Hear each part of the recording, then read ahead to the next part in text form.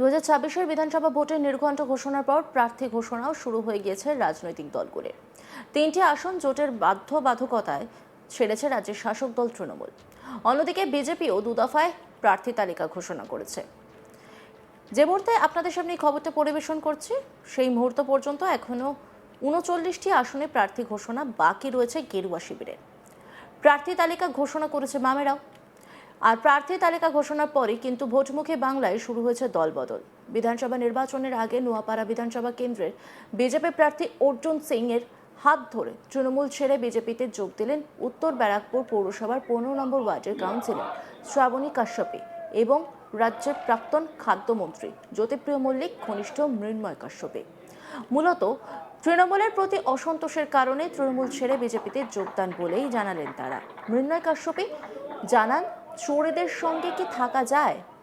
যত চোর কাটা আসামি অপরাধী তাদের তৃণমূল টিকিট দিচ্ছে।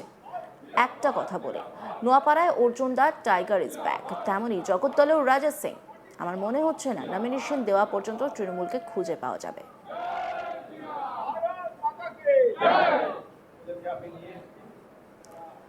মৃন্ময় কাশ্যপী তিনি কি বলছেন শুনবো। চোরেদের সঙ্গে থাকা যায়? কারুর সঙ্গে থেকে কাজ করা মানে চোরের সাথে চোরের সাথী হওয়া যায়? দেখো, নোয়াপাড়ার বিধায়ক আলটিমেটলি সৎ মানুষ ছিলেন, তো ওনাকে কি করতে হলো, প্রণাম করতে গিয়ে তাড়িয়ে দিচ্ছে, এরকমভাবে অপমান করছে।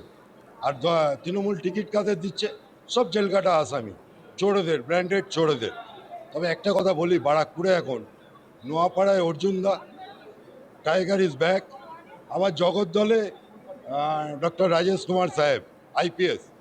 আমার মনে হয় তৃণমূল ভোটের, আমার মনে হচ্ছে না নমিনেশন জমা পর্যন্ত তৃণমূলকে খুঁজে পাবে বারাকপুর চত্বরে। চোরের সঙ্গে কেউ কথা বললে না গড় করে? যার কথা জিজ্ঞেস করছেন, হ্যাঁ, প্রাক্তন খাদ্যমন্ত্রী। হ্যাঁ, তো জেলে কে থাকে? জেলে ভালো মানুষ থাকে? প্রার্থী চোরেদেরকেই তো প্রার্থী করেছে, ভালো মানুষকে বিজেপি প্রার্থী করে। দেখুন, ডক্টর রাজেশ কুমার যে রিটায়ার করেছেন, ওনাকে প্রার্থী করেছেন। আপনি বিজেপির লিস্টটা দেখুন আর তৃণমূলের লিস্টটা দেখুন। আর একটা কথা বলি, এই সাংসদ 24-এ যেতে বলেছিল না, গুন্ডামুক্ত বারাকপুর বানাবো। আমার মনে হয় এবার সাংসদ 26-এ চৌঠা মাইয়ের পর দেখে নেবে গুন্ডামুক্ত বারাকপুর কী করে তৈরি হয়। বিজেপিতে যোগদানকারী শ্রাবণী কাশ্যপী জানান, যোগ্য সম্মান পাবো সেই আশাতে বিজেপিতে এসেছি। আমার আশা বিজেপি জিতবে। যেমন জলে পদ্ম থাকে তেমনি এবার ডাঙাতেও পদ্ম ফুটবে। তার অভিমত, তৃণমূল থেকে যোগ্য সম্মান পাচ্ছিলাম না, তাই বিজেপিতে যোগদান করলাম। কি বলছেন তিনি শোনাবো আপনাদের। যোগ্য সম্মান পাবো সেই আশাতেই এসছি এবং জানি আজকে বিজেপি জিতবে। যেমন জলে পদ্ম থাকে, এবার ডাঙায় পদ্ম ফুটবে এবং ডাঙায় পদ্ম ফোটার জন্য মানুষ হচ্ছে তার অক্সিজেন, হাওয়া, বাতাস, জল। কেন এলেন? সেরমভাবে যোগ্য সম্মান তৃণমূলে পাচ্ছিলাম না, তাই আজকে ফিরে এলাম বিজেপিতে। হ্যাঁ, এটা তো একটা, উনি একজন সৎ মানুষ। উনি আজকে মঞ্জু বসু, উনি আমাদের বিধায়িকা ছিলেন, উনি তৃণমূলের একজন বিধায়িকা ছিলেন, উনি তো যথেষ্ট সৎ মানুষ ছিলেন। আজকে ওনার একটা বিরাট অপমান হয়েছে, এটা তো একটা খুবই দুঃখজনক ঘটনা। না, সেভাবে অতটা আমি কাজ করতে পারছিলাম না। দেখুন, উনি আজকে অপমানিত হয়েছেন।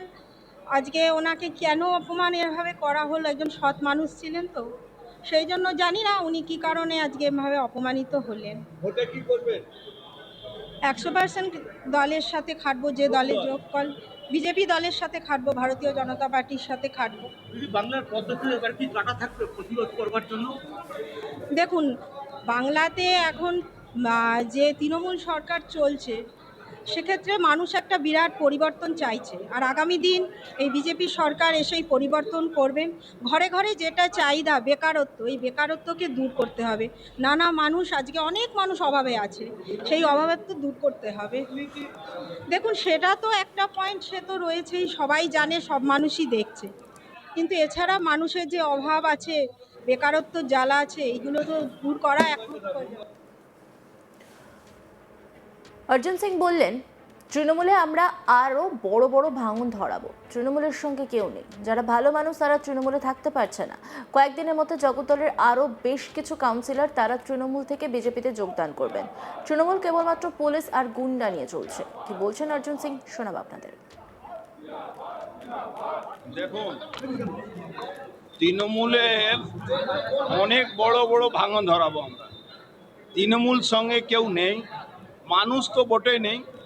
এখন কাউন্সিলররা, আপনি জগদ্দল বিধানসভায় ইমিডিয়েট দেখবেন 2-3 জন কাউন্সিলর জয়েন করছে। তৃণমূলের কিছু নেই। তৃণমূল যারা ভালো লোক তারা তৃণমূলে থাকতে পারছে না, তৃণমূল থেকে সরিয়ে আসতে চাইছে। আর তৃণমূল শুধু গুন্ডার পুলিশ একটা নিয়ে চলছে। এই জয়েনিং এর তালিকায় তৃণমূল থেকে বিজেপিতে আর কে কে আছে? বললাম জগদ্দল বিধানসভায় 2 জন কাউন্সিলর যে কোনো মুহূর্তে আমি জয়েন করাবো। আমাদের ডাক্তার রাজেশ কুমারজির নেতৃত্বে আমাদের দলের পক্ষ থেকে ওকে আমরা জয়েনিং নেব, ভারতীয় জনতা পার্টি পরিবারতে আনবো। আজকে কে জয়েন করবে? আজকে মিনিময় কাশ্যপি আর আমাদের শ্রাবণী কাশ্যপি কাউন্সিলর আছে, আর তারপর অনেকে আছে তার সঙ্গে সঙ্গে ওরা সবাই মিলে আজকে ভারতীয় জনতা পার্টি। তৃণমূল কি কোনটা সাহেবের জন্য বা এই তৃণমূল বাংলায় থাকবে না। আমাদের এখানে তো ছেড়ে দিন 80-20 লড়াই আছে। এবার ব্যারাকপুরে 80-20 লড়াই। কেন, যত জল ছিল জলটাকে আমরা গর্ততে ফেলে দিয়েছি, জল আর নেই।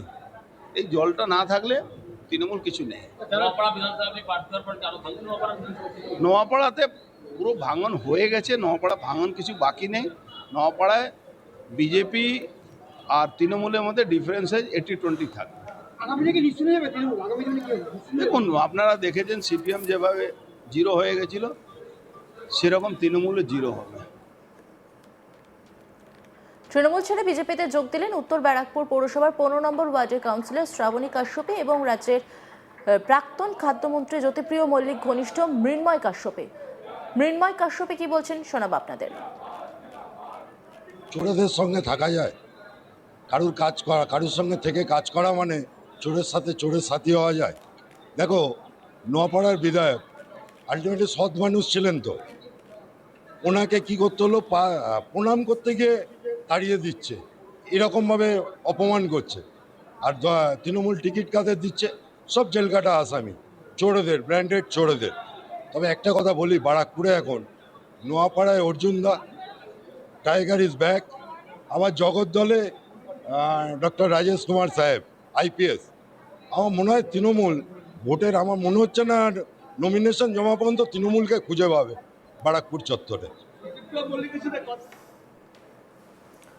অন্যান্য খবরে আপডেটের জন্য অবশ্যই নজর রাখুন আজ তাক বাংলার ইউটিউব স্ট্রিমিংয়ে। লাইক, কমেন্ট, শেয়ার এবং সাবস্ক্রাইব করতে ভুলবেন না।